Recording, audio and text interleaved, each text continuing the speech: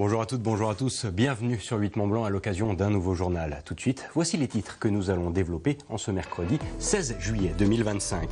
Dans une édition très axée sport, nous nous rendrons à Tignes en Savoie pour suivre l'entraînement de l'équipe de France de rugby féminin, actuellement en pleine préparation du mondial, nous le verrons.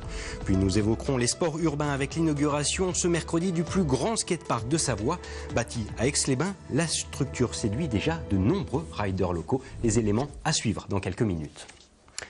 Mais avant de développer ces titres, on refait le point sur le dossier de la dermatose nodulaire contagieuse. Par voie de communiqué de presse, la préfecture de Haute-Savoie a annoncé ce mardi soir confirmer un 6e foyer de contamination sur le territoire. Une exploitation bovine se situant dans l'Albanais à quelques kilomètres seulement du tout premier foyer de DNC avéré. Parallèlement, la mobilisation se poursuit au GAEC du Chêne, à Cessin, suite à la présence de plusieurs centaines d'éleveurs pour empêcher l'abattage total du cheptel.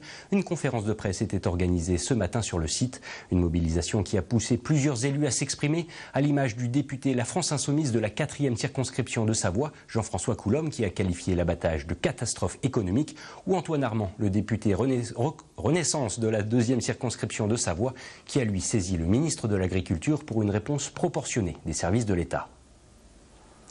Sur une note plus légère à présent, comme de nombreuses équipes de très haut niveau, le 15 de France féminin a choisi Tignes pour préparer la Coupe du Monde 2025. La compétition qui aura lieu en Angleterre débutera en effet le 23 août prochain pour les Bleus avec un match contre l'Italie. Après 2 premiers stages à Marcoussis, le groupe France est donc aujourd'hui en altitude à plus de 2100 mètres pour continuer sa phase de préparation. Sébastien Germain a pu assister à l'un de leurs entraînements. On regarde son reportage. S'entraîner sur le plus haut terrain d'Europe, perché à 2160 mètres d'altitude à Tignes, pour tenter d'être sur le toit du monde à Londres le 27 septembre prochain, date de la finale de la Coupe du Monde de rugby. C'est le pari du 15 de France féminin. Arrivé ce lundi, l'équipe de France restera dans la station savoyarde jusqu'au 23 juillet. À chaque stage, en fait, le but c'est de monter en intensité. Donc là, du coup, sur ces 10 jours qui vont passer, on va faire beaucoup plus de contacts, beaucoup plus de courses, beaucoup plus d'accélération. Enfin, tout va être multiplié. Donc ça va être hyper intense et c'est ce qu'on cherche aussi. On apprécie toujours ces stages un peu délocalisés pour pouvoir voir autre chose, pour pouvoir s'imprégner d'une nouvelle vue aussi, d'un nouveau paysage. Donc le fait de sortir de Marcoussis, c'est toujours appréciable. Le fait de venir à Tignes en altitude, il n'y a que du bénéfice en fait. Pour cette phase de préparation, les 2 sélectionneurs, Gaël Mignot et David Ortiz, ont emmené 38 joueuses.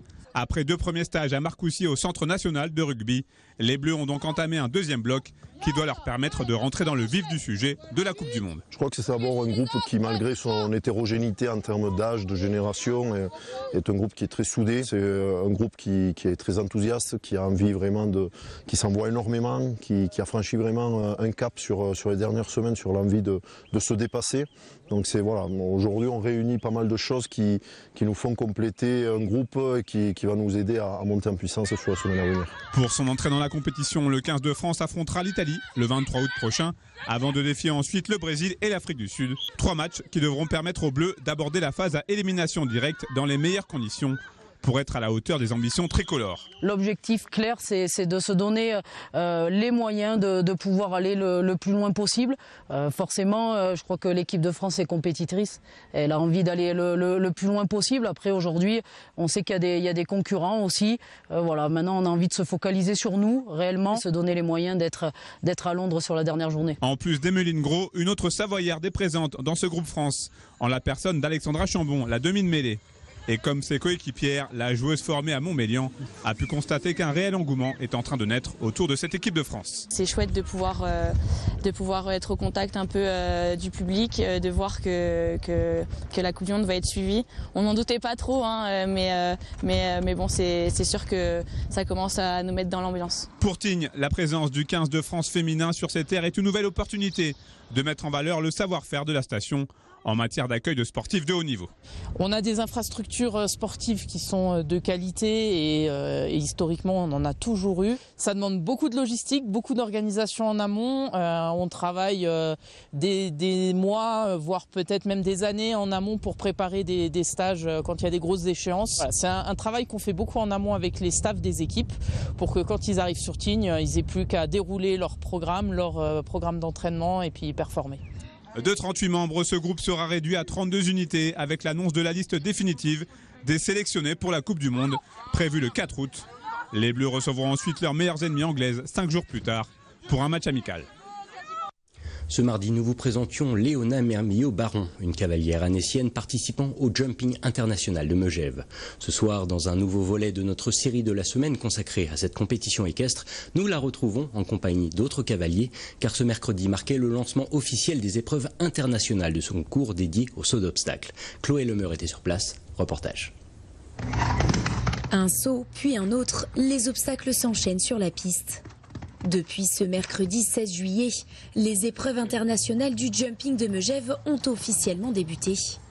Et c'est le prix Arnaud qui ouvre le bal. Le prix Arnaud, c'est en hommage à un membre de notre équipe, Arnaud Segonda, qui était très proche et très impliqué avec nous et qui malheureusement nous a quittés il y a quelques années. Et donc c'est devenu un rituel. On commence toujours le concours avec une épreuve en son hommage.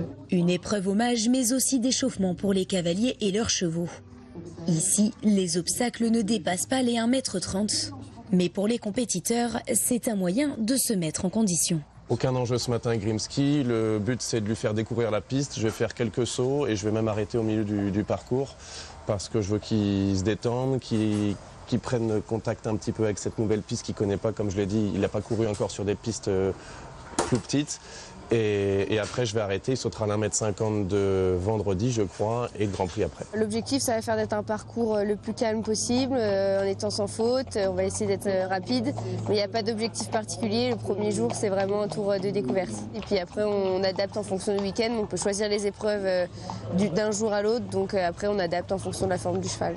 Une mise en route qui s'est plutôt bien déroulée pour Léona Mermillot-Baron et sa jument Inel.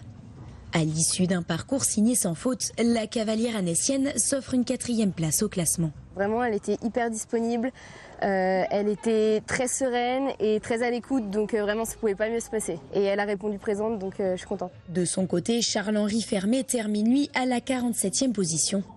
Mais le cavalier normand reste confiant pour la suite du concours. Ça s'est passé correctement, comme je le pensais, le cheval était un tout petit peu surpris par la piste.